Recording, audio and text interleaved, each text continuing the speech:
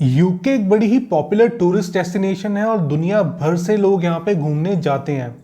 बहुत सारी कंट्रीज ऐसी हैं जहाँ से अगर आप एक एप्लीकेंट हो और यूके घूमना चाहते हो तो आपको वहाँ पे विजिटर वीज़ा अप्लाई करना पड़ता है। 6 महीने का वीज़ा ये आपको मिलता है और इसकी फीस है करंटली 135 ब्रिटिश पाउंड्स, जो कि इंडियन रुपीज़ में बात करें तो तकरीबन 17,500-18 हज़ार रुपये के पास बैठ जाता है। तो इसमें क्या क्या रिक्वायरमेंट्स हैं, क्या डॉक्यूमेंटेशन लगती है, कैसे आप एप्लीकेशन फॉर्म भरते हैं और उस एप्लीकेशन फॉर्म को सपोर्ट करने के लिए क्या डॉक्यूमेंट्स चाहिए, और अगर आप अकेले एज एन अडल्ट ट्रैवल कर रहे हैं तो क्या डॉक्यूमेंट्स चाहिए, और अगर आप एक बच्चे के साथ ट्रैवल कर रहे हैं तो उसके साथ क्या डॉक्यूमेंट्स अटैच करने हैं ताकि आपका वीज़ा अप्रूव हो जाए, इसके बारे में ये वीडियो होने जा रही है। तो चैनल को सब्सक्राइब कर दीजिए और स्टार्ट करते हैं।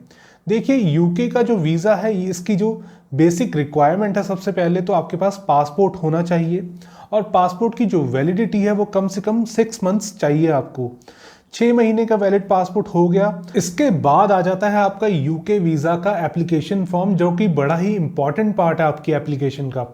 इस फॉर्म में बहुत सारी ऐसी डिटेल्स है जो आपको बड़े ध्यान से भरनी है ताकि आपका वीज़ा अप्रूव हो जाए, क्योंकि अगर आप रैंडम वैल्यूज़ या गलत वैल्यूज़ डालते हैं तो इसके एप्लीकेशन के बारे में वीज़ा ऑफिसर की गलत परसेप्शन बन जाती है। तो यहाँ पे जो सबसे पहली रिक्वायरमेंट है वो तो बेसिक डिटेल्स की होती है। वहाँ पे पूछा जाता है कि कब से आपका पासपोर्ट इशू हुआ है, कब एक्सपायर हो रहा है, क्या नंबर है, और उसके बाद आ जाती हैं ज़्यादा इंपॉर्टेंट चीज़ें। यहाँ पे पहली चीज़ जो पूछी जाती है वो है कि आप कब यूके में एंट्री कर रहे हैं और कब वहाँ से एग्जिट कर रहे हैं। फिर आ जाता है कि आप क्या काम करते हैं, उसका जॉब टाइटल क्या है आपका, एंड आपकी ईयरली इनकम कितनी है। इन चीज़ों के बाद आती है एक इम्पॉर्टेंट चीज़ कि आपके मंथली एक्सपेंसेस कितने हैं। वो देख रहे हैं कि आपकी इनकम और आपकी एक्सपेंसेस का मेल खाती हैं या नहीं खाती। फिर आ जाता है कि अगर आपकी कोई एडिशनल इनकम है तो वो आपको वो भी बतानी है। फिर एक इम्पॉर्टेंट पार्ट है वहाँ पे कि आप किस सिटी में कितने दिन रुकने जा रहे हैं। अब यहाँ पे एकोमोडेशन का एक इम्पॉर्टेंट पार्ट है, इसके बारे में थोड़ा बाद में बात करेंगे। फिर अगला बड़ा ही इंपॉर्टेंट क्वेश्चन यहाँ पे आ जाता है कि आप अपने ट्रिप पे कितना खर्चा करने वाले हैं। इसमें इस फिगर को आपको बड़े ध्यान से भरना है। ये बताना है आपको कि including flights and hotels and other expenses, जो इंटरनल ट्रैवल है, उसको मिला के आपका ट्रिप एक्सपेंस कितना बनने वाला है। इस फिगर को बड़े ध्यान से भरिएगा क्योंकि ये बाकी चीज़ों के साथ मेल खानी चाहिए।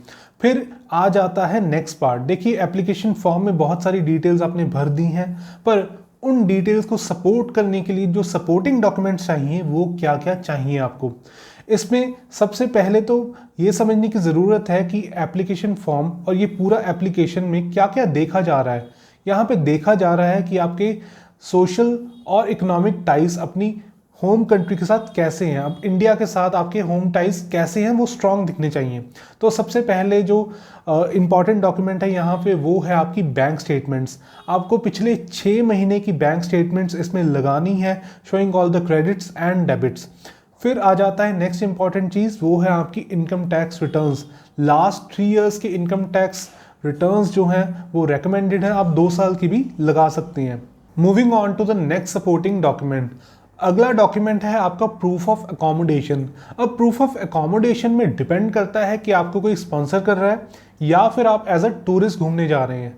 अगर तो आप एज अ टूरिस्ट घूमने जा रहे हैं तो बहुत सारी वेबसाइट्स हैं जहां से आप होटल बुकिंग निकाल सकते हैं और लगा सकते हैं। और अगर आपको कोई स्पॉन्सर कर रहा है तो आपको स्पॉन्सरशिप का प्रूफ, मतलब उसकी लेटर चाहिए स्पॉन्सर की, और साथ में उनका बीआरपी या फिर उनका ई वीज़ा साथ में लगेगा, जिसको आप लगा के अपना अकोमोडेशन प्रूफ कर सकते हैं। फिर अगला जो प्रूफ है वो डिपेंड करेगा कि आप एक सैलरीड एम्प्लॉई हैं या आप अपना बिजनेस रन कर रहे हैं या सेल्फ एम्प्लॉयड हैं। अगर तो आप सेल्फ एम्प्लॉयड हैं तो आपके बिजनेस रजिस्ट्रेशन के प्रूफ्स चाहिए यहाँ पे, जिसमें आपका जीएसटी सर्टिफिकेट चाहिए, एमएसएमई चाहिए, या और भी अगर आपके ट्रेड के कोई लाइसेंसेज हैं उनको आप लगा सकते हैं। एंड अगर आप एक सैलरीड एम्प्लॉई हैं तो चीज़ें आपके लिए सिंपल हैं। आपकी जो पे स्लिप्स हैं आप वो लगा सकते हैं लास्ट 3 से 6 महीने की। साथ में अपनी जॉब एनओसी लगा सकते हैं, मतलब आपको लीव अप्रूवल लेटर की इतने दिन की मेरे को लीव मिली है यूके घूमने के लिए। साथ ही साथ अगर लगाना चाहें तो अपॉइंटमेंट लेटर भी लगा सकते हैं, मतलब आपका ज्वाइनिंग लेटर। यहाँ तक तो बात होगी आपके इकोनॉमिक सर्कमस्टेंसेस की, पर यूके गवर्नमेंट आपको वीज़ा देने के टाइम ये भी देखती है कि आपके पास एक स्ट्रॉन्ग रीज़न टू रिटर्न होना चाहिए, जिसमें आपकी फाइनेंशियल और जो सोशल टाइज है दोनों देखी जाती हैं। अब इसमें फाइनेंशियल टाइज मोस्टली प्रूव हो गई हैं। एक और चीज़ आप जो लगा सकते हैं यहाँ पे, जैसे आप कोई फिजिकल एसेट्स ओन करते हैं, जैसे आपके पास कोई प्लॉट है या प्रॉपर्टी है, तो आप उसकी प्रॉपर्टी वैल्यूएशन भी लगा सकते हैं। वो एक स्ट्रॉन्ग रीज़न टू रिटर्न बन जाता है। पर यही इनफ नहीं है, इसके अलावा जो सोशल टाइज वाला पार्ट है उसमें वो कैसे प्रूव करेंगे आप कि मेरे सोशल टाइज स्ट्रांग है। देखिए बहुत सारे लोग ऐसे जाते हैं घूमने और उनकी फैमिली पीछे रहती है, तो ये एक स्ट्रॉन्ग रीज़न बन जाता है आपका वापस आने का। अब इसमें अगर तो आप मैरिड हैं तो आपके मैरिज सर्टिफिकेट को लगा सकते हैं आप, और अगर आपके बच्चे हैं तो साथ में उनका बर्थ सर्टिफिकेट भी अटैच कर सकते हैं। अगर आप एक सिंगल अडल्ट ट्रैवल कर रहे हैं तो ये चीज़ें इनफ है, मगर अगर आप अपने स्पाउस के साथ ट्रैवल कर रहे हैं तो आपको ये दिखाना पड़ेगा कि वो आपके स्पाउस हैं, और उसमें आप फिर से अपना मैरिज सर्टिफिकेट लगा सकते हैं। और बहुत बारी तो पासपोर्ट्स पे एक दूसरे के नाम मेंशन होते हैं, दैट्स ऑल्सो प्रूफ इनफ कि आप मैरिड हैं।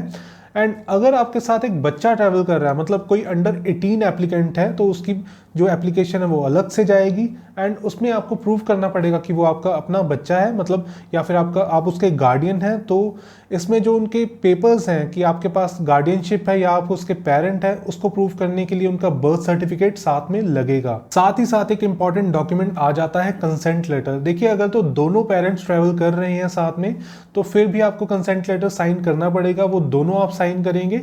एंड अगर आप एक सिंगल पेरेंट है, मतलब दोनों नहीं जा रहे हैं, एक पेरेंट जा रहा है बच्चे के साथ, तो बच्चे के जो नॉन ट्रैवलिंग पेरेंट है उसको कंसेंट लेटर देना पड़ेगा दूसरे को कि ये बच्चा अलाउड है, परमिशन है इसको यूके घूमने जाने की इस पर्सन के साथ।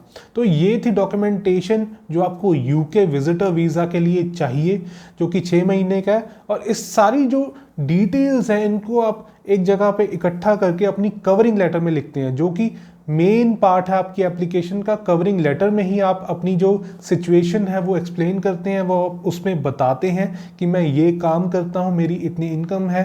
फिर आप उसमें बताते हैं कि मेरा प्लान क्या है वहाँ पे घूमने का। उसमें आप अपनी ट्रैवल आइटिनरी डालते हैं कि मैं इतने से इतने दिन यहाँ पे घूमने वाला हूँ। और ट्रैवल आइटिनरी जो है, जो कि अगर आप एज अ टूरिस्ट जा रहे हैं तो उसमें बड़ा ही ज़रूरी है कि आप ऐसी जगहें चूज़ करें जहाँ पे एक्चुअली नेचुरल टूरिज्म है यूके में। इसमें कुछ जगहें, जैसे मैं बता देता हूँ आपको, लंदन के अराउंड कुछ जगहें, या लंदन है, कॉट्सवोल्ड है, एडिनबर्ग है, तो ऐसी ही जगहें जो बिलीवेबल लगे वीज़ा ऑफिसर को और वीज़ा वो आपको दे दे, ऐसी जगहों के बारे में लिखना चाहिए। एंड कवरिंग लेटर स्ट्रांग होनी चाहिए, तभी आपको वीज़ा मिलेगा। तो ये थी एक डिटेल्ड वीडियो कि यूके का वीज़ा कैसे अप्लाई करें। आप खुद से भी अप्लाई कर सकते हैं, और आप अगर हमारे साथ अप्लाई करना चाहते हैं तो हमारे साथ भी अप्लाई कर सकते हैं, दिए गए फ़ोन नंबर पे कांटेक्ट करके।